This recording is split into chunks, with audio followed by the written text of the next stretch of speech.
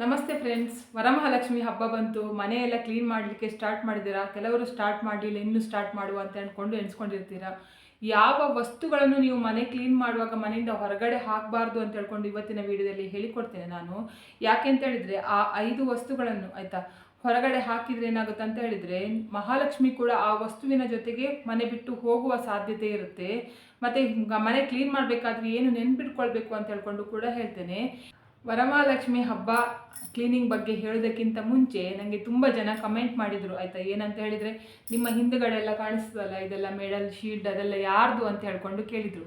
ಇದೆಲ್ಲ ನನ್ನ ಮಗಳದಾಯ್ತಾ. ನಾನು ಇಷ್ಟು ದಿವಸ ಹೇಳಲಿಕ್ಕೆ ಹೋಗಲಿಲ್ಲ, ಇವಾಗ ಹೇಳುವ ಪರಿಸ್ಥಿತಿ ಬಂದರೆ, ಕೆಲವು ಹೇಳುವ ಪರಿಸ್ಥಿತಿ ಉಂಟು. ಆ ಕಾರಣದಿಂದ ನಾನು ನಿಮಗೆ ಹೇಳ್ತಾ ಇರೋದು. ಇದು ನನ್ನ ಮಗಳಿಗೆ ಬಂದಿದ್ದು. ನನ್ನ ಮಗಳಿಗೀಗ 15 ವರ್ಷ ಆಯಿತಾ. ಅದು ಯಾವುದರಲ್ಲಿ ಬಂದಿದೆ ಅಂತ ಹೇಳಿದರೆ, ಕರಾಟೆಯಲ್ಲಿ ಬಂದಿದ್ದು ಆಯಿತಾ. ಅಂದರೆ ನನ್ನ ಮಗಳು ಕರಾಟೆ ಇದಕ್ಕೆ ಹೋಗ್ತಾಳೆ. ಕರಾಟೆಯಲ್ಲಿ ಬಂದ ಪ್ರೈಸ್ಗಳು ಇದೆಲ್ಲ ಆಯಿತಾ, ತುಂಬ ಉಂಟು ಶೋಕೇಸಲ್ಲಿ. ಅಂದರೆ ನಿಮಗೆ ಇಷ್ಟು ಮಾತ್ರ ಕಾಣಿಸ್ತದೆ, ಇನ್ನೂ ಕೂಡ ಜಾಸ್ತಿ ಉಂಟು ಆಯಿತಾ. ನಾನು ಹೇಳೋದು ಎಂತ ಅಂತ ಹೇಳಿದರೆ, ಇವಾಗಿನ ಕಾಲ ಸರಿ ಇಲ್ಲ ಆಯಿತಾ. ನಾವು ನಮ್ಮ ಹೆಣ್ಣು ಮಕ್ಕಳ ಪದೇ ಪದೇ ನಮ್ಮ ಹೆಣ್ಣು ಮಕ್ಕಳ ಹಿಂದೆ ಪ್ರತಿಯೊಂದು ಜಾಗದಲ್ಲೂ ಕೂಡ ಹೆಣ್ಣು ಮಕ್ಕಳ ಹಿಂದೆ ಹೋಗ್ಲಿಕ್ಕೆ ಆಗೋದಿಲ್ಲ. ಈಗ ಮಕ್ಕಳು ಕಾಲೇಜ್ಗೆ ಹೋಗ್ತಾರೆ, ಸ್ಕೂಲ್ಗೆ ಹೋಗ್ತಾರೆ, ಅಲ್ಲ ಅಥವಾ ಎಲ್ಲಾದರೂ ಹೊರಗಡೆ ಹೋಗ್ತಾರೆ. ಅವರು ಎಲ್ಲೆಲ್ಲ ಹೋಗ್ತಾರೆ ನೋಡಿ, ಅಲ್ಲೆಲ್ಲ ನಮಗೆ ಹೋಗ್ಲಿಕ್ಕೆ ಆಗ್ತದಾ? ಆಗೋದಿಲ್ಲ. ಇವಾಗ ಜನರು ಕೂಡ ಕೆಲವೊಂದು ಗಂಡಸರಾಗಲಿ ಕೆಲವರು ಸರಿ ಇರೋದಿಲ್ಲ ಆಯಿತಾ. ನೋಟ ಕೂಡ ಸರಿ ಇರೋದಿಲ್ಲ. ಕೆಲವರು ಬೇರೆ ದೃಷ್ಟಿಯಿಂದನೇ ನೋಡ್ತಾರೆ ಆಯಿತಾ. ಇವಾಗಿನ ಕಾಲ ಯಾವ ಥರ ಆಗಿದೆ ಅಂತ ಹೇಳಿದರೆ, ಚಿಕ್ಕ ಮಕ್ಕಳು ಅಂತ ಹೇಳ್ಕೊಂಡು ಕೂಡ ಇಲ್ಲ, ಅಜ್ಜಿಯರು ಅಂತ ಹೇಳ್ಕೊಂಡು ಕೂಡ ಇಲ್ಲ. ಏನಾಗುತ್ತೆ ಅಂತ ಹೇಳ್ಕೊಂಡು ನಿಮಗೆ ಗೊತ್ತುಂಟಲ್ಲ. ಅದು ಇವಾಗೆಲ್ಲ ಅದೆಲ್ಲ ಜಾಸ್ತಿ ಆಗಿದೆ. ಮುಂಚೆ ಆ ಥರ ಇರಲಿಲ್ಲ, ಇವಾಗ ಜಾಸ್ತಿ ಆಗಿದೆ. ಆದ್ದರಿಂದ ನಾನು ನಿಮ್ಗೆ ಎಂತ ಹೇಳ್ತೇನೆ ಅಂತ ಹೇಳಿದರೆ, ನಿಮ್ಮ ಮನೆಯಲ್ಲಿ ಹೆಣ್ಣು ಮಕ್ಕಳಿದ್ರೆ ಉಂಟಲ್ಲ, ಅವರಿಗೊಂದು ಕರಾಟೆ ಆಯಿತಾ. ಅಂದರೆ ಮಕ್ಕಳಿಗೆ ಸ್ವಲ್ಪ ಉಂಟಲ್ಲ, ಅಂದರೆ ಅವರ ರಕ್ಷಣೆ ಮಾಡ್ಕೊಳ್ಳಿಕ್ಕಾದರೂ ಅವರಿಗೆ ಗೊತ್ತಿರಬೇಕಲ್ವಾ. ಆದ್ದರಿಂದ ಅದಕ್ಕೆ ಒಂದು ಸೇರಿಸಿ ಅಂತ ಹೇಳ್ಕೊಂಡು ಹೇಳ್ತಿದ್ದೆ. ನಾನು ಇಷ್ಟು ದಿವಸ ಇದ್ರ ಬಗ್ಗೆ ಮಾತಾಡಿರಲಿಲ್ಲ ಆಯಿತಾ. ಇವಾಗ ನಮಗೆ ಅದೆಲ್ಲ ನೋಡುವಾಗ ಉಂಟಲ್ಲ, ಅಂದರೆ ಕೇಳುವಾಗ, ಸುದ್ದಿ ಎಲ್ಲ ಕೇಳುವಾಗ ನಾವು ಎಣಿಸ್ಕೊಳ್ತೇವೆ ಏನಂತ ಹೇಳಿದ್ರೆ, ಈ ಹೆಣ್ಣು ಮಕ್ಕಳ ಪರಿಸ್ಥಿತಿ ನೋಡಿ ಯಾವ ಥರ ನೋಡ್ತಾರೆ ನೋಡಿ ಗಂಡಸರು. ಬರೀ ಅಂತಹ ಕೆಲಸಕ್ಕೆ ಮಾತ್ರ ಅವರನ್ನು ಉಪಯೋಗಿಸ್ತಾರಲ್ವ ಅಂತ ಹೇಳ್ಕೊಂಡು, ಚಿಕ್ಕ ಹುಟ್ಟಿದ ಮಕ್ಕಳನ್ನು ಆಯಿತಾ. ಯಾವ ರೀತಿ ಆಗಿದೆ ಅಂತ ಹೇಳಿದರೆ ಉಂಟಲ್ಲ, ಅದಕ್ಕೆ ನಾನು ಹೇಳೋದೆ. ಅಂದರೆ ಅದ್ರ ಬಗ್ಗೆ ನಾನು ಮಾತಾಡಲಿಕ್ಕೆ ಹೋಗೋದಿಲ್ಲ, ಅದು ನನ್ನದು ವಿಡಿಯೋ ಕೂಡ ಅಲ್ಲ ಆಯಿತಾ ಹೇಳುವಂಥದ್ದು. ನಾನು ಹೇಳೋದು ಏನಂತ ಹೇಳಿದರೆ, ಮಕ್ಕಳಿಗೆ ಒಂದು ಕರಾಟೆ ಕ್ಲಾಸ್ಗೆ ಹಾಕು. ಹೆಣ್ಣು ಮಕ್ಕಳು ನಿಮ್ಮ ಮನೆಯಲ್ಲಿ ಇದ್ದಾರೆ ಅಂತ ಹೇಳ್ಕೊಂಡು, ಆದರೆ ಅವರ ರಕ್ಷಣೆ ಅವರೇ ಮಾಡ್ಕೊಳ್ಳುವಷ್ಟು ಅವರಿಗೆ ಶಕ್ತಿ ಬರ್ತದೆ. ಅಲ್ಲಿ ಹೇಳಿಕೊಡ್ತಾರೆ ಅವರು ಹೇಗೆ ಅವರಿಗೆ ರಕ್ಷಣೆ ಮಾಡ್ಕೊಳ್ಬೇಕು ಅಂತ ಹೇಳ್ಕೊಂಡು ಆಯಿತಾ. ಇದೊಂದು ತುಂಬ ಜನ ಕೇಳಿದ್ರಲ್ಲ, ನಾನು ಇಷ್ಟು ದಿವಸ ಮಾತಾಡಿರಲಿಲ್ಲ, ಇವತ್ತು ಈ ವಿಷಯದ ಬಗ್ಗೆ ಮಾತಾಡಿದೆ ನೋಡಿ. ಇದು ನನ್ನ ಮಗಳದ್ದು ಆಯಿತಾ, ಇದೆಲ್ಲ ನನ್ನ ಮಗಳದ್ದೇ. ಅವರು ಎಣಿಸ್ಕೊಳ್ತಾರೆ ಗಂಡು ಮಕ್ಕಳು ಮಾತ್ರ ಕರಾಟೆಗೆ ಹೋಗಬೇಕು, ಹೆಣ್ಣು ಮಕ್ಕಳು ಹೋಗಬಾರ್ದು ಅಂತ. ಗಂಡು ಮಕ್ಕಳಕ್ಕಿಂತ ಮುಖ್ಯವಾಗಿ ಬೇಕಾಗಿದ್ದು ಹೆಣ್ಣು ಮಕ್ಕಳಿಗೆ ರಕ್ಷಣೆ ಆಯಿತಾ. ಗಂಡು ಮಕ್ಕಳ ಅವರ ರಕ್ಷಣೆ ಅವರು ಮಾಡುವಷ್ಟು ಇರ್ತಾರೆ. ಹೆಣ್ಣು ಮಕ್ಕಳಿಗೆ ಅದು ಶಕ್ತಿ ಇರೋದಿಲ್ಲಲ್ಲ. ಅಲ್ಲಿ ಎಲ್ಲ ಹೇಳಿಕೊಡ್ತಾರೆ ಹೇಗೆಲ್ಲ ಅವ್ರದ್ದು ರಕ್ಷಣೆ ಮಾಡ್ಕೋಬೇಕು, ಏನೆಲ್ಲ ಮಾಡಬೇಕು ಎಲ್ಲ ಹೇಳ್ಕೊಡ್ತಾರಲ್ಲ. ಆದ್ದರಿಂದ ಹೆಣ್ಣು ಮಕ್ಕಳು ನಿಮ್ಮ ಮನೇಲಿ ಇದ್ದರೆ ದಯವಿಟ್ಟು ಕರಾಟೆ ಕ್ಲಾಸ್ ಎಲ್ಲಾದರೂ ಹತ್ತಿರದಲ್ಲಿ ಇದ್ದರೆ ಸೇರಿಸಿ ಆಯಿತಾ. ಅಂದರೆ ಅವರು ಒಳ್ಳೆಯದಕ್ಕೆ ನಾನು ಹೇಳ್ತಿರೋದು, ಸೇರಿಸೋದು ಬಿಡೋದು ನಿಮ್ಮ ಇಷ್ಟ ಆಯಿತಾ. ಇವಾಗ ಯಾವ ಥರ ಎಲ್ಲ ಘಟನೆ ನಡೀತಾ ಉಂಟು ಅಂತ ಹೇಳ್ಕೊಂಡು ನಿಮ್ಮ ಕಣ್ಣೆದ್ರೆ ಕಾಣಿಸ್ತಾ ಉಂಟಲ್ಲ, ಆ ವಿಷಯ ನೋಡಿದ ನಂತರ ಆದರೂ ಸೇರಿಸಿ ಅಂತ ಹೇಳ್ಕೊಂಡು ಹೇಳೋದು, ಆಮೇಲೆ ನಿಮ್ಮ ಇಷ್ಟಕ್ಕೆ ಬಿಟ್ಟಿದ್ದು. ಈಗ ವರಮಹಾಲಕ್ಷ್ಮಿ ಹಬ್ಬದ ಸಮಯದಲ್ಲಿ ನೀವು ಮನೆಗೆ ಏನು ತೊಗೊಬನ್ನಿ ಅಂತ ಹೇಳಿದರೆ, ದಯವಿಟ್ಟು ನೀವು ಫಸ್ಟು ಏನು ಮಾಡಿ ಅಂತ ಹೇಳಿದರೆ, ನಿಮಗೆ ಗಂದಿಗೆ ಅಂಗಡಿಯಲ್ಲಿ ಲಕ್ಷ್ಮೀ ಪಾದ ಸಿಗುತ್ತೆ ಆಯಿತಾ. ಲಕ್ಷ್ಮೀ ಪಾದ ನೀವು ಎಲ್ಲ ಅಂದರೆ ಪ್ರತಿದಿನ ರಂಗೋಲಿ ಇಡಲಿಕ್ಕೆ ಆಗೋದಿಲ್ಲ.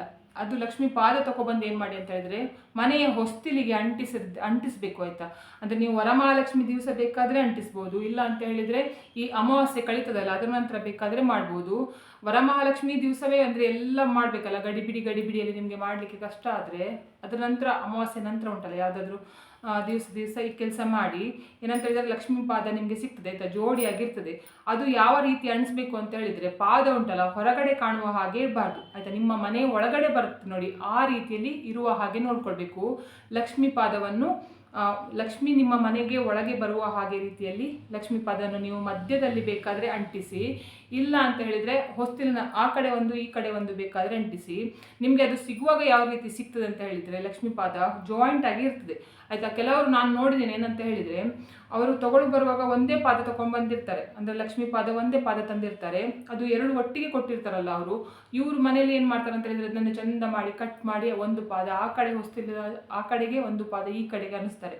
ಆ ಥರ ಯಾವತ್ತೂ ಕೂಡ ಮಾಡಲಿಕ್ಕೆ ಹೋಗಬೇಡಿ ಆಯಿತಾ. ಯಾಕಂತ ಹೇಳಿದರೆ ಮಹಾಲಕ್ಷ್ಮಿಗೆ ಕೋಪಕ್ಕೆ ಗುರಿ ಆಗ್ತೀರಾ ನೀವು ಹಾಗೆಲ್ಲ ಮಾಡಿದರೆ. ನಿಮಗೆ ಉಂಟಲ್ಲ ಆ ಕಡೆ ಈ ಕಡೆ ಬೇಗ ಎರಡೂ ಕಡೆ ಹೊಸ್ತಿಲಿಗೆ ಅಂಟಿಸ್ಬೇಕಾದ್ರೆ ಉಂಟಲ್ಲ, 4 ಪಾದ ತಗೊಬನ್ನಿ, ಏನು ಕೂಡ ಆಗೋದಿಲ್ಲ ಆಯಿತಾ. ಅಂದರೆ ಈ ಕಡೆ ಮಹಾಲಕ್ಷ್ಮಿದು 2 ಪಾದ ಈ ಕಡೆಗೆ ಅಂಟಿಸಿ, ಮಧ್ಯದಲ್ಲಿ ಅಂಟಿಸೋದಾದರೆ ನಿಮಗೆ ಒಂದು ಜೊತೆ ಸಾಕಾಗ್ತದೆ, ಅಂದರೆ ಒಂದು ಇದು ಸಾಕಾಗ್ತದೆ. ಮಧ್ಯದಲ್ಲಿ 2 ಒಟ್ಟಿಗೆ ಅಂಟಿಸಿ. ಯಾವ ಕಾರಣಕ್ಕೂ ಕೂಡ ನೀವು ಆ ಪಾದವನ್ನು ತಗೊಬಂದು ಅದನ್ನು ಕಟ್ ಮಾಡಿ ಆ ಕಡೆ ಒಂದು ಈ ಕಡೆ ಒಂದು ಮಾಡಲಿಕ್ಕೆ ಹೋಗಬೇಡಿ ಆಯಿತಾ. ಹಾಗೆ ಮಾಡಿದರೆ ನಿಮಗೆ ಕಷ್ಟ ಜಾಸ್ತಿ ಆಗ್ತದೆ ಬಿಟ್ಟರೆ ಕಷ್ಟ ಪರಿಹಾರ ಆಗುವುದಿಲ್ಲ ನಿಮಗೆ. ಎರಡನೇದು ಏನು ಮಾಡಬೇಕು ಅಂತ ಹೇಳಿದರೆ, ಇವಾಗ ನೀವು ವರಮಹಾಲಕ್ಷ್ಮಿ ಹಬ್ಬ ಬರೋದಕ್ಕಿಂತ ಮುಂಚೆನೇ ಇತ್ತಲ್ಲ, ನಿಮ್ಮ ಮನೆಗೆ ಬಾಗಿಲಿಗೆ ಮೇನ್ ಡೋರಿಗೆ ಅಥವಾ ದೇವರ ಮನೆ ಹತ್ತಿರ ಎಲ್ಲ ತೋರಣ ಎಲ್ಲ ಹಾಕಿದ್ರು ಉಂಟಲ್ಲ, ಆ ತೋರಣದಲ್ಲಿ ಅಂದರೆ ಇವಾಗ ನೀವು ಅಕ್ಕಿದು ಉಂಟಲ್ಲ, ಅಂದರೆ ಭತ್ತದ ತೋರಣ ಹಾಕಿದ್ರೆ ಉಂಟಲ್ಲ, ಭತ್ತದ ತೋರಣ ನಿಮಗೆ ತೊಳಿಲಿಕ್ಕೆಲ್ಲ ಆಗೋದಿಲ್ಲ, ಅಂದರೆ ಅದು ಹೋಗ್ತದೆ, ಹಾಳಾಗಿ ಹೋಗ್ತದೆ. ಒಂದು ವೇಳೆ ಪ್ಲಾಸ್ಟಿಕ್ದು ತೋರಣ ಹಾಕಬಾರ್ದು ಮನೆ ಹತ್ರ ಅಂತ ಹೇಳ್ಕೊಂಡು ಹೇಳ್ತಾರೆ, ಅಂದರೆ ದರಿದ್ರ ಅಂತ ಹೇಳ್ಕೊಂಡು ಹೇಳ್ತಾರೆ. ನೀವು ಒರಿಜಿನಲ್ ಮಾವಿನ ಎಲೆ ತೋರಣ ಅಥವಾ ಹೂವಿನ ತೋರಣ ಅಥವಾ ಭತ್ತದ ತೋರಣ ಹಾಕಿ ಬಿಟ್ಟರೆ ಪ್ಲಾಸ್ಟಿಕ್ದು ಹಾಕಬಾರ್ದಂತ. ಇವಾಗ ಕೆಲವರು ಹಾಕಿರ್ತಾರೆ, ಏನು ಮಾಡ್ಲಿಕ್ಕೆ ಆಗುದಿಲ್ಲ. ಅಂಥವ್ರು ಏನು ಮಾಡಿ ಅಂತ ಹೇಳಿದ್ರೆ, ಅದು ತುಂಬ ಹಳೇದಾಗಿದ್ದರೆ, ಅದರದ್ದು ಕಲ್ಲರೆಲ್ಲ ಹೋಗಿದ್ರೆ, ತುಂಬ ಹಳೇದಾಗಿದ್ದರೆ ಅದನ್ನು ವರಮಹಾಲಕ್ಷ್ಮಿ ಹಬ್ಬಕ್ಕಿಂತ ಮುಂಚೆ ಅದನ್ನು ಎಸೆದು ಬನ್ನಿ ಆಯಿತಾ. ಇದು ವರಮಹಾಲಕ್ಷ್ಮಿ ಹಬ್ಬದ ಸಮಯದಲ್ಲಿ ಇದು ಅಂದರೆ ಮನೆ ಕ್ಲೀನಿಂಗ್ ಮಾಡೋದಕ್ಕಿಂತ ಅದಕ್ಕಿಂತ ಮುಂಚೆ ಈ ತೋರಣವನ್ನು ಎಸೆದು ಬಂದು ವರಮಹಾಲಕ್ಷ್ಮಿ ಹಬ್ಬದ ಸಮಯದಲ್ಲಿ ಹೊಸ ತೋರಣವನ್ನು ತಂದು ಹಾಕಿ. ಮತ್ತೆ ಆದಷ್ಟು ಉಂಟಲ್ಲ, ಕೆಂಪು ಬಣ್ಣದ ಹೂವಿನ ತೋರಣ ಇದ್ದರೆ ತುಂಬ ಒಳ್ಳೆಯದು ಆಯಿತಾ. ಅಂದರೆ ಮಹಾಲಕ್ಷ್ಮಿಗೆ ಕೆಂಪು ಬಣ್ಣ ಇಷ್ಟ ಅಂತ ಹೇಳ್ಕೊಂಡು ಹೇಳ್ತಾರೆ. ಮಹಾಲಕ್ಷ್ಮಿಗೆ ಆದ್ರಿಂದ ಉಂಟಲ್ಲ, ನೀವು ಕೆಂಪು ಬಣ್ಣದ ಹೂವಿನಿಂದ ಮಾಡಿದ ತೋರಣವನ್ನು ಮಾಡಿ ಹಾಕಿದರೆ ತುಂಬ ಒಳ್ಳೆಯದು. ಮತ್ತು ಪ್ಲಾಸ್ಟಿಕ್ದಾದರೂ ಕೂಡ ಪರವಾಗಿಲ್ಲ, ಇಡಬಾರ್ದು. ಆದರೂ ಇಡುವಂತಹ ಪರಿಸ್ಥಿತಿ ಅಂದರೆ ಎಲ್ಲರ ಮನೆಯಲ್ಲಿ ಕೂಡ ದಿನಾ ಹೂ ಇಡ್ಲಿಕ್ಕೆ ಆಗೋದಿಲ್ಲಲ್ಲ, ಅಂತಹ ಪರಿಸ್ಥಿತಿ ಇರುವಾಗ ಕೆಂಪು ಬಣ್ಣದ ಹೂವಿನ ತೋರಣ ಮೇನ್ ಡೋರ್ಗೆ ಹಾಕಿ ಅಥವಾ ದೇವರದು ಮನೆಯ ಮೇನ್ ಡೋರ್ಗೆ ಹಾಕಿ. ಮತ್ತೆ ಮೂರನೇದು ನೆನಪಲ್ಲಿ ಇಟ್ಕೊಳ್ಬೇಕಾದ ಇದು ವಿಷಯ ಏನಂತ ಹೇಳಿದ್ರೆ, ನಿಮಗೆ ವರಮಹಾಲಕ್ಷ್ಮಿ ಹಬ್ಬದ ಮನೆ ಕ್ಲೀನಿಂಗ್ ಮಾಡ್ತಿರಲ್ಲ, ಆವಾಗ ನೀವು ಏನು ಮಾಡಿ ಅಂತ ಹೇಳಿದ್ರೆ, ನಿಮ್ಮ ಮನೆಯ ಕಿಟಕಿ ಅಥವಾ ಇದು ಮೇನ್ ಡೋರ್ ಮಾತ್ರ ಅಲ್ಲ, ಎಲ್ಲ ಡೋರ್ಗಳನ್ನು ಚೆಕ್ ಮಾಡಬೇಕು. ಅದರಲ್ಲಿ ಡೋರ್ ಓಪನ್ ಮಾಡಬೇಕಾದ್ರೆ ತೆಗಿಬೇಕಾದ್ರೆ ಕರ ಅಂತ ಶಬ್ದ ಬರುತ್ತೆ ನೋಡಿ, ಆ ಥರ ಎಲ್ಲ ಶಬ್ದ ಬಂದರೆ ದಯವಿಟ್ಟು ಆ ಬಾಗಿಲನ್ನು ಉಂಟಲ್ಲ ಅಥವಾ ಕಿಟಕಿಯನ್ನು ಸರಿ ಮಾಡಿಸಿ. ಅಂದರೆ ಆ ಥರ ಶಬ್ದ ಬರಬಾರ್ದು. ಸ್ವಲ್ಪ ಅದಕ್ಕೆ ಎಣ್ಣೆ ಎಲ್ಲ ಹಾಕಿದ್ರೆ ಅಂತ ಹೇಳಿದರೆ ಅದು ಶಬ್ದ ಬರೋದು ನಿಲ್ಲಿಸ್ತದೆ. ಹಾಗೆ ನೀವು ಬಾಗಿಲು ಡೋರ್ ಓಪನ್ ಮಾಡುವಾಗೆಲ್ಲ ಕರ ಅಂತ ಬರುತ್ತೆ ನೋಡಿ, ಆ ಥರ ಇದ್ರೆ ಉಂಟಲ್ಲ, ನಿಮ್ಮ ಮನೆಯಲ್ಲಿ ಮಹಾಲಕ್ಷ್ಮಿ ನಿಲ್ಲಿಸೋದಿಲ್ಲ. ಅಂತಹ ಶಬ್ದ ಎಲ್ಲ ಕಿರಿಕಿರಿ ಶಬ್ದಗಳೆಲ್ಲ ಮಹಾಲಕ್ಷ್ಮಿಗೆ ಇಷ್ಟ ಆಗೋದಿಲ್ಲ. ಆದ್ದರಿಂದ ವರಮಹಾಲಕ್ಷ್ಮಿ ಹಬ್ಬಕ್ಕಿಂತ ಮುಂಚೆ ಈ ಕೆಲಸ ಮಾಡಬೇಕು. ಯಾವುದಾದ್ರೂ ಡೋರ್ ಎಲ್ಲ ನೋಡ್ಕೊಳ್ಳಿ, ಫಸ್ಟ್ ಹೋಗಿ ನೋಡ್ಕೊಳ್ಳಿ, ಯಾವುದಾದ್ರೂ ಡೋರಿಂದ ಶಬ್ದ ಬರ್ತದೆ ಅಂತ ಹೇಳ್ಕೊಂಡು. ಆ ಥರ ಶಬ್ದ ಬರ್ತಾ ಇದೆ ಅಂತ ಹೇಳಿದ್ರೆ ಇವಾಗನೇ ಅದಕ್ಕೆ ಸ್ವಲ್ಪ ಆಯಿಲ್ ಅಂದರೆ ಎಣ್ಣೆ ಎಲ್ಲ ಹಾಕಿ ಎಲ್ಲ ಸರಿ ಮಾಡ್ಕೊಳ್ಳಿ. ನಾಲ್ಕನೇದು ಏನು ಮಾಡಿ ಅಂತ ಹೇಳಿದ್ರೆ, ನಿಮ್ಮ ಮನೆಯಲ್ಲಿ ಉಂಟಲ್ಲ ವರಮಹಾಲಕ್ಷ್ಮಿ ಹಬ್ಬಕ್ಕಿಂತ ಮುಂಚೆ ನೋಡ್ಕೋಬೇಕು. ಯಾವುದಾದ್ರೂ ಇದು ಒಡೆದು ಹೋದ ಫರ್ನಿಚರ್ಗಳೆಲ್ಲ ಇದ್ದರೆ, ಮುರಿದು ಹೋದ ಫರ್ನಿಚರ್ ಇದ್ದರೆ, ಅಥವಾ ಎಲೆಕ್ಟ್ರಿಕ್ ವಸ್ತುಗಳೆಲ್ಲ ಅಂದರೆ ಫ್ಯಾನ್ ಆಗಲಿ, ಟಿ ವಿ ಆಗಲಿ, ಅಥವಾ ಮಿಕ್ಸಿ ಆಗಲಿ, ಅಥವಾ ಇಂಥದ್ದು ಯಾವುದಾದ್ರೂ ಎಲೆಕ್ಟ್ರಿಕ್ ವಸ್ತುಗಳೆಲ್ಲ ಹಾಳಾಗಿದ್ರು ನೀವು ಅದನ್ನು ಎಸೆಯದೆ ನೀವು ಹಾಗೆ ಇಟ್ಕೊಂಡಿದ್ರೆ ಉಂಟಲ್ಲ, ಅದನ್ನೆಲ್ಲ ಎಸೆದು ಕ್ಲೀನ್ ಮಾಡಿಕೊಂಡು ಬನ್ನಿ ಆಯಿತಾ. ಅಂಥ ವಸ್ತು ವರಮಹಾಲಕ್ಷ್ಮಿ ಹಬ್ಬದ ಸಮಯದಲ್ಲಿ ಯಾವ ಕಾರಣಕ್ಕೂ ಕೂಡ ಮನೆಯಲ್ಲಿ ಇರಬಾರ್ದು. ಈ ಕೆಟ್ಟು ಹೋದ ವಸ್ತು, ಈ ಗಡಿಯಾರ ಅಂಥದ್ದೆಲ್ಲ ಇದ್ರೆ ಏನಾಗುತ್ತೆ ಅಂತ ಹೇಳಿದರೆ, ನಿಮ್ಮ ಮನೆಯಲ್ಲಿ ಮಹಾಲಕ್ಷ್ಮಿ ಬರುವುದಿಲ್ಲ ಆಯಿತಾ. ಇದರಿದ್ರೆ ಜ್ಯೇಷ್ಠ ದೇವಿಯೇ ಬರ್ತಾಳೆ. ನೀವು ಎಷ್ಟು ಮಹಾಲಕ್ಷ್ಮಿ ಪೂಜೆ ಮಾಡಿದರೂ ಕೂಡ ಜ್ಯೇಷ್ಠ ದೇವಿಯೇ ಬರ್ತಾಳೆ ಬಿಟ್ಟರೆ ನಿಮಗೆ ಮನೆಗೆ ವರಮಹಾಲಕ್ಷ್ಮಿ ಬರುವುದಿಲ್ಲ, ಮಹಾಲಕ್ಷ್ಮಿ ಬರುವುದಿಲ್ಲ. ಆದ್ದರಿಂದ ಫಸ್ಟ್ ನೀವು ಮಾಡಬೇಕಾದ ಕೆಲಸ ನೋಡಬೇಕಂದ್ರೆ, ಬರೀ ನಾವು ಎಣಿಸ್ಕೊಳ್ಳೋದು ಅಂದರೆ ಮನೆ ಕ್ಲೀನಿಂಗ್ ಅಂತ ಹೇಳಿದರೆ ಜೇಡ್ರ ಬಲೆ ಎಲ್ಲ ತೆಗೆಯೋದು, ಮನೆಯೆಲ್ಲ ಗುಡಿಸೋದು, ಒರೆಸೋದು, ಪಾತ್ರೆ ರಾಶಿ ಪಾತ್ರೆಗಳು ಇಟ್ಕೊಂಡಿರ್ತಾರೆ ಕೆಲವರೆಲ್ಲ, ಅದನ್ನೆಲ್ಲ ತೆಗೆಯೋದು, ತೊಳೆಯೋದು, ವಾಪಸ್ ಅದೇ ಜಾಗದಲ್ಲಿ ಇಡುವುದು ಅಂತ ಎಣಿಸ್ಕೊಂಡಿರ್ತಾರೆ. ಆದರೆ ಈ ಹಳೆ ಕುರ್ಚಿಗಳು, ಹಳೆ ಫರ್ನಿಚರ್ಗಳು, ಹಳೆ ಎಲೆಕ್ಟ್ರಿಕ್ ವಸ್ತುಗಳು, ಹಳೆ ಗಡಿಯಾರ ಆಯಿತಾ, ಮತ್ತು ಮುರಿದು ಹೋದ ಫೋಟೋಗಳು ಅಂಥದ್ದೆಲ್ಲ ಯಾರು ಒಡೆದು ಹೋದ ಕನ್ನಡಿಗಳು, ಜೊತೆಗೆ ಒಡೆದು ಹೋದ ಲೋಟ ಆಯಿತಾ, ಲೋಟ ಅದಂಥದ್ದೆಲ್ಲ ಇಟ್ಕೊಳ್ಳೇಬಾರ್ದು ಮನೆಯಲ್ಲಿ. ಗಾಜಿನ ವಸ್ತು ಯಾವುದೆಲ್ಲ ಒಡೆದಿದೆ ನೋಡಿ ಅದು ಕೂಡ ಇಟ್ಕೊಳ್ಬಾರ್ದು. ಪ್ರತಿ ಒಂದನ್ನು ಕೂಡ ವರಮಹಾಲಕ್ಷ್ಮಿ ಹಬ್ಬದಕ್ಕಿಂತ ಮುಂಚೆ ನೀವು ಮನೆಯಿಂದ ಹೊರಗಡೆ ಹಾಕಿ. ಜೊತೆಗೆ ಹಳೆ ಬಟ್ಟೆ ಕೂಡ ಆಯಿತಾ, ಹಳೆ ಬಟ್ಟೆ ನೀವು ಯೂಸ್ ಮಾಡ್ತಾ ಇಲ್ಲ ಅಂತ ಹೇಳ್ಕೊಂಡಾದರೆ ಅದು ಹರಿದು ಹೋಗಿದೆ. ಒಳ್ಳೆ ಬಟ್ಟೆ ಆದರೆ ಅದನ್ನು ಚಂದ ಮಾಡಿ ವಾಶ್ ಮಾಡಿ, ಉಪ್ಪು ನೀರಿನಲ್ಲಿ ವಾಶ್ ಮಾಡಿ ನೀವು ಬಡವರಿಗೆ ಕೊಡ್ಬೋದು. ಆದರೆ ಅದು ಯೂಸ್ ಮಾಡಲಿಕ್ಕೆ ಆಗೋದಿಲ್ಲ ಅಂತ ಹೇಳ್ಕೊಂಡಾದರೆ ಉಂಟಲ್ಲ, ದಯವಿಟ್ಟು ಅದನ್ನು ಕೂಡ ಹೊರಗಡೆ ಹಾಕಬೇಕು. ಜೊತೆಗೆ ಮ್ಯಾಟ್ ಆಯಿತಾ, ನೀವು ಡೋರ್ ಮ್ಯಾಟ್ ಉಂಟಲ್ಲ, ಡೋರ್ ಮ್ಯಾಟ್ ಹರಿದಿದ್ರು ಕೂಡ ಉಂಟಲ್ಲ, ಅದನ್ನು ಕೂಡ ವರಮಹಾಲಕ್ಷ್ಮಿ ಹಬ್ಬದ ಒಳಗಡೆ ಆಯಿತಾ, ಅಂದರೆ ಬರುವುದಕ್ಕಿಂತ ಮುಂಚೆ, ಬಂದ ನಂತರ ಅಲ್ಲ, ಬರುವುದಕ್ಕಿಂತ ಮುಂಚೆ ಅದನ್ನೆಲ್ಲ ತೆಗೆದು ಕ್ಲೀನ್ ಮಾಡಿಬಿಡಿ. ಇವಾಗ ಮೂರನೇದು ಮುಖ್ಯವಾದ ವಸ್ತು ಅಂತ ಹೇಳಿದರೆ, ನಾನು ತುಂಬ ಕಡೆ ನೋಡಿದ್ದೇನೆ ಏನಂತ ಹೇಳಿದರೆ, ವರಮಹಾಲಕ್ಷ್ಮಿ ಹಬ್ಬದ ದಿವಸ ಉಂಟಲ್ಲ, ಅಂದರೆ ಮುಖವಾಡೆ ಇರ್ತಾರೆ ದೇವರಿಗೆ ಆಯಿತಾ. ಅಂದರೆ ಮುಖವಾಡ ಗೊತ್ತುಂಟಲ್ಲ, ಮಹಾಲಕ್ಷ್ಮಿಯ ಮುಖವಾಡೆ ಇರ್ತಾರೆ, ಹಳದಿ ಬಣ್ಣದ್ದು ಬರ್ತದಲ್ವಾ ಅದು ಆಯ್ತಾರೆ. ಆಮೇಲೆ ಏನು ಮಾಡ್ತಾರೆ ಅಂತ ಹೇಳಿದರೆ, ಒಂದು 4 ವರ್ಷ 5 ವರ್ಷ ಯೂಸ್ ಮಾಡ್ತಾರೆ. ಯೂಸ್ ಮಾಡಿದ ನಂತರ ದೇವರುಂಟಲ್ಲ ಅವರಿಗೆ ಒಂದು ಚೇಂಜ್ ಆಗೋ ಟೈಮ್ ಕೊಡ್ತಾರಲ್ಲ, ಆವಾಗ ಏನು ಮಾಡ್ತಾರೆ ಅಂತ ಹೇಳಿದ್ರೆ ಬೆಳ್ಳಿಯ ಮುಖವಾಡ ತರ್ತಾರೆ. ಆವಾಗ ಏನು ಮಾಡ್ತಾರೆ ಅಂತ ಹೇಳಿದ್ರೆ ಅಂದರೆ ನೀವು ಮುಂಚೆಯಿಂದ ಪೂಜೆ ಮಾಡ್ಕೊಂಡು ಬಂದಿದ್ದೀರ ನೋಡಿ, ಅಂದರೆ ಮಣ್ಣಿನ ಮುಖವಾಡ ಉಂಟಲ್ಲ, ಅದನ್ನು ತೆಗೆದು ಯಾವುದಾದ್ರೂ ದೇವಸ್ಥಾನದ ಹತ್ರ ಹೋಗಿ ಹಾಕಿ ಬರುವುದು, ಅಥವಾ ಯಾವುದಾದ್ರೂ ಮರದ ಕೆಳಗಡೆ ಹೋಗಿ ಹಾಕಿ ಬರೋದು. ಅದು ಯಾವುದು ಕೂಡ ಭಿನ್ನ ಆಗಿರುವುದಿಲ್ಲ, ಹಾಳಾಗಿರುವುದೇ ಏನೂ ಇರುವುದಿಲ್ಲ, ಚೆನ್ನಾಗೇ ಇರುತ್ತೆ, ಆದರೂ ಕೂಡ ಹೋಗಿ ಹಾಕಿ ಬರೋದು, ಅಂಥದ್ದೆಲ್ಲ ಮಾಡ್ತಾರೆ. ಆವಾಗ ಏನಾಗುತ್ತೆ ಅಂತ ಹೇಳಿದರೆ, ನೀವು ಅದನ್ನು ಹಾಕಿ ಬಂದ ನಂತರ ನೀವು ಬೆಳ್ಳಿ ಮುಖವಾಡ ತಗೊಬಂದು ಪೂಜೆ ಮಾಡಿದರೂ ಕೂಡ ನಿಮಗೆ ಅದು ಪ್ರಯೋಜನಕ್ಕೆ ಬರುವುದಿಲ್ಲ. ಆದ್ದರಿಂದ ನಾನು ಹೇಳೋದೇನಂತ ಹೇಳಿದರೆ, ನೀವು ಅಂಥದ್ದೆಲ್ಲ ಮುಖವಾಡ ಅಂದರೆ ಮಣ್ಣಿನ ಮುಖವಾಡ ಎಲ್ಲ ತಂದು ಹಾಕುವ ಬದಲು ಆಯಿತಾ, ದೇವರಿಗೆ ತಂದು ಹಾಕುವ ಬದಲು ಕಲಶಕ್ಕೆ ನಿಮಗೆ ದೇವರು ಟೈಮ್ ಕೊಡ್ತಾರೆ ಆಯಿತಾ. ಕಷ್ಟ ಇವಾಗ ನಿಮಗೆ ಇವತ್ತು ಕೆಲಸ ಮಾಡಿದ ಕೂಡಲೇ ಇವತ್ತೇ ಸಂಬಳ ಬರೋದಿಲ್ಲ, 1 ತಿಂಗಳು ಟೈಮ್ ಆದ ನಂತರ ನಿಮಗೆ ಸಂಬಳ ಬರೋದಲ್ಲ. ಅದೇ ರೀತಿಯಲ್ಲಿ ನಿಮಗೆ ಇವತ್ತು ವರಮಹಾಲಕ್ಷ್ಮಿ ಹಬ್ಬ ಮಾಡಿದ ಕೂಡಲೇ ಇವತ್ತೇ ನಿಮಗೆ ಹಣ ಬರೋದಿಲ್ಲ ಆಯಿತಾ. ಅದಕ್ಕೆ ಒಂದು ಟೈಮ್ ಅಂತ ಇರ್ತದೆ, ಇಷ್ಟು ವರ್ಷ ಇಷ್ಟು ಟೈಮ್ ಅಂತ ಹೇಳ್ಕೊಂಡಿರ್ತದೆ. ಅದ್ರ ನಂತರ ನಿಮಗೆ ಒಳ್ಳೇದಾಗಲಿಕ್ಕೆ ಸ್ಟಾರ್ಟ್ ಆಗ್ತದೆ. ಆವಾಗ ಏನಾಗುತ್ತೆ ಅಂತ ಹೇಳಿದರೆ, ನೀವು ಮುಂಚೆ ಮಣ್ಣಿನ ಮುಖವಾಡ ಇಟ್ಕೊಂಡು ಪೂಜೆ ಮಾಡ್ತಾ ಇದ್ದು ದೇವರು ನಿಮಗೆ ಒಳ್ಳೇದು ಕೊಟ್ಟಾಗ ಆ ಮುಖವಾಡ ಅಂದರೆ ನಿಮಗೆ ಆ ಮುಖವಾಡದಿಂದನೇ ಒಳ್ಳೇದಾಗಿರುತ್ತಲ್ವಾ, ಆ ಮುಖವಾಡವನ್ನೇ ಹೋಗಿ ಬಿಸಾಕಿ ಬಂದು ಆಮೇಲೆ ಬೇರೆ ಮುಖವಾಡ ಬೆಳ್ಳಿದು ಹಾಕಿ ಪ್ರಯೋಜನ ಇಲ್ಲ. ಅದಕ್ಕಿಂತ ನಾನು ಹೇಳೋದೇನಂತ ಹೇಳಿದರೆ, ನೀವು ಬರೀ ತೆಂಗಿನಕಾಯಿಯಲ್ಲೇ ಉಂಟಲ್ಲ, ತೆಂಗಿನಕಾಯಿಗೆ ಅರಶಿನ ಹಚ್ಚಿ ಉಂಟಲ್ಲ, ಅಂದರೆ ನೀವು ಕಲಶಕ್ಕೆ ಇರ್ತೀರ ನೋಡಿ, ಅರಶಿನ ಹಚ್ಚಿ ಕುಂಕುಮ ಹಚ್ಚಿ ಅದಕ್ಕೆ ಬೇಕಾದರೆ ನೀವು ಪೂಜೆ ಮಾಡಿದರೆ ಸಾಕು. ಈ ಮುಖವಾಡ ತರೋದು ಬೇಡ ಆಯಿತಾ, ಅಂದರೆ ಮಣ್ಣಿನ ಮುಖವಾಡ ತಂದು ಹಾಕೋದು ಬೇಡ.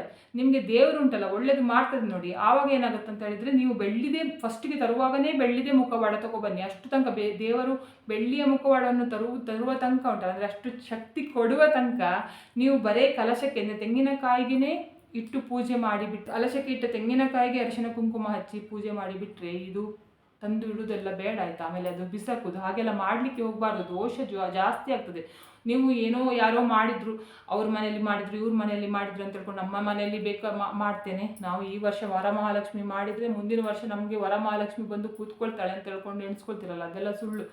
ದೇವ್ರು ಉಂಟಲ್ಲ, ನೀವು ಮುಖವಾಡ ಇಟ್ಟಿದ್ರೆ ಅದು ಮಾಡಿದ್ರೆ ಇದು ಮಾಡಿದ್ರೆ ಏನು ಕೂಡ ನೋಡೋದಿಲ್ಲ. ದೇವ್ರು ನಿಮ್ಮ ಭಕ್ತಿ ಮಾತ್ರ ನೋಡೋದು. ಒಂದು ತೆಂಗಿನಕಾಯಿ ಅಂದರೆ ಕಲಶದಲ್ಲಿ ಇಟ್ಟು ಪೂಜೆ ಮಾಡಿದರೆ ಸಾಕಾಗ್ತದೆ. ಕೆಲವರಿಗೆ ಕಲಶ ಇಡುವ ಪದ್ಧತಿ ಕೂಡ ಇರುವುದಿಲ್ಲ ಆಯಿತಾ. ಅಂಥವ್ರುಂಟಲ್ಲ ವರಮಹಾಲಕ್ಷ್ಮಿ ಅಂದರೆ ನೀವು ಫೋಟೋಕ್ಕೆ ಪೂಜೆ ಮಾಡಿದರೂ ಕೂಡ ಸಾಕಾಗ್ತದೆ ಆಯಿತಾ. ನೀವು ವರಮಹಾಲಕ್ಷ್ಮಿದು ಅಂದರೆ ಕಲಶ ಇಡುವ ಪದ್ಧತಿ ಇಲ್ಲದಿದ್ದವರು ಕಲಶ ಇಟ್ಟರೆ ನಿಮಗೆ ಇನ್ನೂ ಕೂಡ ದೋಷ ಜಾಸ್ತಿ ಆಗ್ತದೆ. ಕಲಶದ ಇದು ತೆಂಗಿನಕಾಯಿ ಒಡೆಯುವ ಸಾಧ್ಯತೆ ಇರ್ತದೆ, ಏನಾದರೆ ಹಾಳಾಗುವ ಚಾನ್ಸಸ್ ಇರ್ತದೆ. ಆ ಥರ ಎಲ್ಲ ಆಗಬಾರ್ದು ಆಯಿತಾ. ನೀವು ಇರುವ ದೋಷವನ್ನು ಜಾಸ್ತಿ ಮಾಡ್ಕೊಳ್ಬೇಡಿ, ಯಾರ್ದೋ ಒಬ್ರದ್ದು ಮಾತು ಕೇಳಿ ಆಯಿತಾ. ನಮಗೆ ಅಂದರೆ ಕಲಶ ಇಡುವ ಪದ್ಧತಿಯೇ ಇಲ್ಲ ಅಂದ್ಕೊಳ್ಳಿ ನಾವು ಇಡಲಿಕ್ಕೆ ಹೋಗಬಾರ್ದು. ಬೇರೆಯವರು ಮಾಡಿದ್ರು ಅಂತ ಹೇಳ್ಕೊಂಡು ನಾವು ಮಾಡಲಿಕ್ಕೆ ಹೋಗಬಾರ್ದು ಆಯಿತಾ. ಬೇರೆಯವರು ಏನೋ ತಿನ್ನು ಅಂತ ಹೇಳ್ತಾರೆ ಆಯಿತಾ, ನಾವು ಅದನ್ನು ತಂದು ತಿಂತೇವಾ? ತಿನ್ನೋದಿಲ್ಲಲ್ಲ. ಆದ ಕಾರಣಕ್ಕೆ ನಿಮ್ಮ ಬುದ್ಧಿಯನ್ನು ನಿಮ್ಮ ಕೈಯಲ್ಲಿ ಇಟ್ಕೊಳ್ಳಿ ಆಯಿತಾ. ನಿಮಗೆ ಮಾಡಲಿಕ್ಕೆ ಮುಂಚಿಂದ ನೀವು ಮಾಡ್ಕೊಂಡು ಬಂದಿದ್ರೆ ಮಾತ್ರ ಮಾಡಲಿಕ್ಕೆ ಹೋಗಿಬಿಟ್ರೆ, ಯಾರೋ ಹೇಳಿದ್ರು ಅಂತ ಹೇಳ್ಕೊಂಡು ಮಾಡಲಿಕ್ಕೆ ಹೋಗಬೇಡಿ. ಇವಾಗ ಮನೆಯಿಂದ ಯಾವ ವಸ್ತುವನ್ನು ಹೊರಗಡೆ ಹಾಕಬಾರ್ದು ಅಂತ ಹೇಳ್ಕೊಂಡು ಹೇಳ್ತೇನೆ ನೋಡಿ. ಏನು ಮಾಡಿ ಅಂತ ಹೇಳಿದ್ರೆ, ನಿಮಗೆ ಇಷ್ಟು ದಿವಸ ನೀವು ಮನೆಯಲ್ಲಿ ಏನು ಮಾಡಿ ಅಂತ ಹೇಳಿದ್ರೆ ಶಂಖ ಆಯಿತಾ, ಶಂಖ ಅಥವಾ ಕವಡೆ ಆಯಿತಾ, ಅದನ್ನೆಲ್ಲ ತಂದು ಪೂಜೆ ಮಾಡ್ತಾ ಇರ್ತೀರ ಆಯಿತಾ. ಅದನ್ನು ಈ ವರಮಹಾಲಕ್ಷ್ಮಿ ಸಮಯದಲ್ಲಿ ಉಂಟಲ್ಲ, ಈ ಹಬ್ಬದ ಸಮಯದಲ್ಲಿ ಹೊರಗಡೆ ಹಾಕಲಿಕ್ಕೆ ಹೋಗಬೇಡಿ. ಅಂದರೆ ನೀವು ಹೊಸ ತಗೊಬಂದರೂ ಕೂಡ ಇದನ್ನು ಯಾವುದಾದ್ರೂ ಒಂದು ಅರಶಿನ ಬಟ್ಟೆಯಲ್ಲಿ ಕಟ್ಟಿ ಸೈಡಲ್ಲಿ ಇಡಿಬಿಟ್ರೆ, ಈ ವರಮಹಾಲಕ್ಷ್ಮಿ ಹಬ್ಬದ ಸಮಯದಲ್ಲಿ ಶಂಖ ಮತ್ತು ಕವಡೆಯನ್ನು ಯಾವ ಕಾರಣಕ್ಕೂ ಕೂಡ ಮನೆಯಿಂದ ಹೊರಗಡೆ ಹಾಕಲಿಕ್ಕೆ ಹೋಗಬೇಡಿ. ಆ ಶಂಖ ಮತ್ತು ಕವಡ ಜೊತೆಗೆ ನಿಮ್ಮ ಮಹಾಲಕ್ಷ್ಮಿ ಕೂಡ ಅದರ ಜೊತೆಗೇ ಹೊರಗಡೆ ಹೋಗ್ತಾಳೆ. ಆ ಕಾರಣದಿಂದ ಇದೊಂದು ಕೆಲಸ ಮಾಡಲಿಕ್ಕೆ ಹೋಗಬೇಡಿ. ಎರಡನೇದು ಏನಂತ ಹೇಳಿದರೆ, ಪೊರಕೆ ಕೂಡ ಹಾಗೆ ಆಯಿತಾ. ಪೊರಕೆಯನ್ನು ನೀವು ತೊಗೊಬಂದಿರ್ತೀರ, ಹಳೆದಾಗಿರುತ್ತೆ, ಅದನ್ನು ಕೂಡ ಈ ವರಮಹಾಲಕ್ಷ್ಮಿ ಹಬ್ಬದ ಸಮಯದಲ್ಲಿ ಚೇಂಜ್ ಮಾಡಲಿಕ್ಕೆ ಹೋಗಬೇಡಿ. ನೀವು ಹೊಸ ಪೊರಕೆ ಬೇಕಾದರೆ ತೊಗೊಬನ್ನಿ, ಆದರೆ ಹಳೆ ಪೊರಕೆಯನ್ನು ಯಾವ ಕಾರಣಕ್ಕೂ ಬಿಸಾಕಲಿಕ್ಕೆ ಹೋಗಬೇಡಿ. ಕಸಕ್ಕೆ ಅಂದರೆ ಮನೆ ಕ್ಲೀನಿಂಗ್ ಮಾಡುವಾಗ ಈ ಪೊರಕೆ ಹಳೇದಾಗಿದೆ ಅಂತ ಹೇಳ್ಕೊಂಡು ಎಸಿತಾರಲ್ಲ, ಅದೆಲ್ಲ ಎಸಿಲಿಕ್ಕೆ ಹೋಗಬೇಡಿ. ಮೂರನೇದು ಏನಂತ ಹೇಳಿದರೆ, ನಿಮ್ಮ ಮನೆಯಲ್ಲಿ ಬಟ್ಟೆ ಹಳೆದಾಗಿದೆ, ಕೆಂಪು ಬಣ್ಣದ ಬಟ್ಟೆ ಹಳೆದಾಗಿದೆ ಅಂತ ಹೇಳಿದ್ರೆ ಕೂಡ ಈ ಹಬ್ಬದ ಸಮಯದಲ್ಲಿ ಏನು ಮಾಡಿ ಅಂತ ಹೇಳಿದ್ರೆ, ಕೆಂಪು ಬಣ್ಣದ ವಸ್ತು ಅಂದರೆ ಬಟ್ಟೆಯನ್ನು ಕೂಡ ಹೊರಗಡೆ ಎಸಿಲಿಕ್ಕೆ ಹೋಗಬೇಡಿ ಆಯಿತಾ. ನಿಮಗೆ ಎಸಿಬೇಕಾದ್ರೆ ಈ ಹಬ್ಬ ಎಲ್ಲ ಆದ ನಂತರ, ಕಳೆದಾದ ನಂತರ ಇರುತ್ತಲ್ಲ, ಅದ ನಂತರ ಬೇಕಾದರೆ ಕೆಂಪು ಬಣ್ಣದ ಮಾತ್ರ, ಬೇರೆ ಬಟ್ಟೆ ಎಸಿಬೋದು. ಕೆಂಪು ಬಣ್ಣದ ಇದು ವಸ್ತುವನ್ನು ಅಥವಾ ವಸ್ತ್ರವನ್ನು ಬಟ್ಟೆಯನ್ನು ಹೊರಗಡೆ ಹಾಕಲಿಕ್ಕೆ ಹೋಗಬೇಡಿ. ಅದರ ನಂತರ ಬೇಕಾದರೆ ಎಸಿರಿ, ಅಥವಾ ನಿಮಗೆ ಈ ಅಮಾವಾಸ್ಯೆಗಿಂತ ಮುಂಚೆ ಬೇಕಾದರೆ ಎಸೆದು ಬನ್ನಿ, ಆದರೆ ಈ ಹಬ್ಬದ ಸಮಯದಲ್ಲಿ ಮಾತ್ರ ಎಸಿಲಿಕ್ಕೆ ಹೋಗಬೇಡಿ. ನಾಲ್ಕನೇದು ಏನಂತ ಹೇಳಿದರೆ, ನೀವು ಯೂಸ್ ಮಾಡ್ತಾ ಇದ್ದ ಪರ್ಸ್, ಬ್ಯಾಗ್ ಮತ್ತು ಹಳೆಯ ನಾಣ್ಯಗಳು, ಹರಿದು ಹೋಗಿರುವ ನೋಟುಗಳು, ಅದನ್ನೆಲ್ಲ ಯಾವ ಕಾರಣಕ್ಕೂ ಕೂಡ ಬಿಸಾಕಲಿಕ್ಕೆ ಹೋಗಬೇಡಿ. ಕೆಲವರಿಗೆ ಅಭ್ಯಾಸ ಉಂಟು, ಮನೆಯೆಲ್ಲ ಕ್ಲೀನ್ ಎಲ್ಲ ಮಾಡ್ತಾರಲ್ಲ ಹಬ್ಬದ ಸಮಯದಲ್ಲಿ, ಪರ್ಸ್ ಸಿಗ್ತದೆ, ಬ್ಯಾಗ್ ಸಿಗ್ತದೆ, ಹಳೆ ಕಾಲದ್ದು ನೋಟು ಸಿಗ್ತದೆ ಅಥವಾ ಕಾಯಿನ್ ಸಿಗ್ತದೆ, ಅದೆಲ್ಲ ಯೂಸ್ ಇಲ್ಲ, ಹರಿದೋಗಿದೆಯಲ್ಲ ಅಂತ ಹೇಳ್ಕೊಂಡು ಎಸಿಲಿಕ್ಕೆ ಹೋಗ್ತಾರೆ. ಅಂಥದ್ದೆಲ್ಲ ಮಾಡಲಿಕ್ಕೆ ಕೂಡ ಹೋಗಬೇಡಿ. ಇದರಿಂದ ಏನಾಗುತ್ತೆ ಅಂತ ಹೇಳಿದ್ರೆ, ಮಹಾಲಕ್ಷ್ಮಿ ನಿಮ್ಮ ಮನೆ ಬಿಟ್ಟು ಹೋಗುವ ಚಾನ್ಸಸ್ ಇರ್ತದೆ. 5ನೇದು ಏನಂತ ಹೇಳಿದರೆ ದೇವರ ಮನೆಯಲ್ಲಿ ನವಿಲು ಗರಿ ಇಟ್ಕೊಂಡಿರ್ತಾರೆ, ಅಥವಾ ದೇವರ ಮನೆಯಲ್ಲಿ ಅಂತ ಹೇಳ್ಕೊಂಡು ಅಲ್ಲ, ಶೋಪೀಸ್ ಥರನೂ ಎಲ್ಲಾದರೂ ಸೈಡಲ್ಲಿ ನವಿಲು ಗರಿ ಇಟ್ಟಿರ್ಬೋದು. ಆ ನವಿಲು ಗರಿಯನ್ನು ಕೂಡ ನೀವು ವರಮಹಾಲಕ್ಷ್ಮಿ ಹಬ್ಬದ ಸಮಯದಲ್ಲಿ ಹೊರಗಡೆ ಹಾಕಲಿಕ್ಕೆ ಹೋಗಬೇಡಿ ಆಯಿತಾ. ಕಸ ಅಂದರೆ ಮನೆ ಕ್ಲೀನ್ ಮಾಡುವಾಗ ಹೊರಗಡೆ ಹಾಕಲಿಕ್ಕೆ ಹೋಗಬೇಡಿ, ಅದು ಕೂಡ ಮನೆಗೆ ಒಳ್ಳೆಯದಲ್ಲ. 6ನೇದು ಮುಖ್ಯವಾಗಿ ಏನಂತ ಹೇಳಿದರೆ ವರಮಹಾಲಕ್ಷ್ಮಿ ಹಬ್ಬದ ಸಮಯದಲ್ಲಿ ಮನೆ ಕ್ಲೀನ್ ಮಾಡುವಾಗ ಅರಶಿನ ಕುಂಕುಮವನ್ನು ಕೂಡ ಮನೆಯಿಂದ ಹೊರಗಡೆ ಹಾಕಲಿಕ್ಕೆ ಹೋಗಬೇಡಿ. ಅದನ್ನು ಹಬ್ಬ ಆದ ನಂತರ ಬೇಕಾದರೆ ನೀವು ಅಂದರೆ ಯಾವುದಾದ್ರೂ ಗಿಡದ ಕೆಳಗಡೆ ಹಾಕಿ ಬರ್ಬೋದು, ಬಿಟ್ಟರೆ ಹಬ್ಬದ ಸಮಯದಲ್ಲಿ ಕ್ಲೀನ್ ಮಾಡ್ತೀರಲ್ಲ ಆ ಟೈಮಲ್ಲಿ ಎಲ್ಲಾದರೂ ಅದು ಒಂದು ಯಾವುದೋ ಕವರಿಗೆ ಹಾಕಿ ಸೈಡಲ್ಲಿ ಇಟ್ಟು ಹೊಸ ಅರಶಿನ ಕುಂಕುಮ ಹಾಕಿ ಬಿಟ್ಟರೆ ಈ ಹಬ್ಬದ ಸಮಯದಲ್ಲಿ ಅರಶಿನ ಕುಂಕುಮ ಕೂಡ ಹೊರಗಡೆ ಬಿಸಾಕಲಿಕ್ಕೆ ಹೋಗಬೇಡಿ. ಮತ್ತು ಮುಖ್ಯವಾಗಿ ಮಾಡಬೇಕಾಗಿದ್ದು ಕೆಲಸ ಏನಂತ ಹೇಳಿದರೆ ಸಾಲ ಮಾಡಿ ವರಮಹಾಲಕ್ಷ್ಮಿ ಹಬ್ಬ ದಯವಿಟ್ಟು ಮಾಡಬೇಡಿ ಆಯಿತಾ. ಸಾಲ ಮಾಡಿ ನೀವು ವರಮಹಾಲಕ್ಷ್ಮಿ ಹಬ್ಬ ಮಾಡಿದ್ರಿ ಅಂತ ಹೇಳಿದರೆ ಮುಂದಿನ ವರ್ಷ ಸಾಲ, ಈ ವರ್ಷ ನೀವು 10,000 ಕೊಟ್ಟು ವರಮಹಾಲಕ್ಷ್ಮಿ ಹಬ್ಬ ಗ್ರ್ಯಾಂಡಾಗಿ ಮಾಡಿದ್ರಂದರೆ ಮುಂದಿನ ವರ್ಷ ನೀವು 20,000 ಸಾಲ ಮಾಡಿಕೊಂಡು ವರಮಹಾಲಕ್ಷ್ಮಿ ಮಾಡುವ ಪರಿಸ್ಥಿತಿ ಬರ್ತದೆ. ಆ ಕಾರಣದಿಂದ ದಯವಿಟ್ಟು ಸಾಲ ಮಾಡಿ, 1 ರೂಪಾಯಿ ಕೂಡ ಸಾಲ ಮಾಡದೆ ನೀವು ವರಮಹಾಲಕ್ಷ್ಮಿ ಹಬ್ಬ ಮಾಡಿ.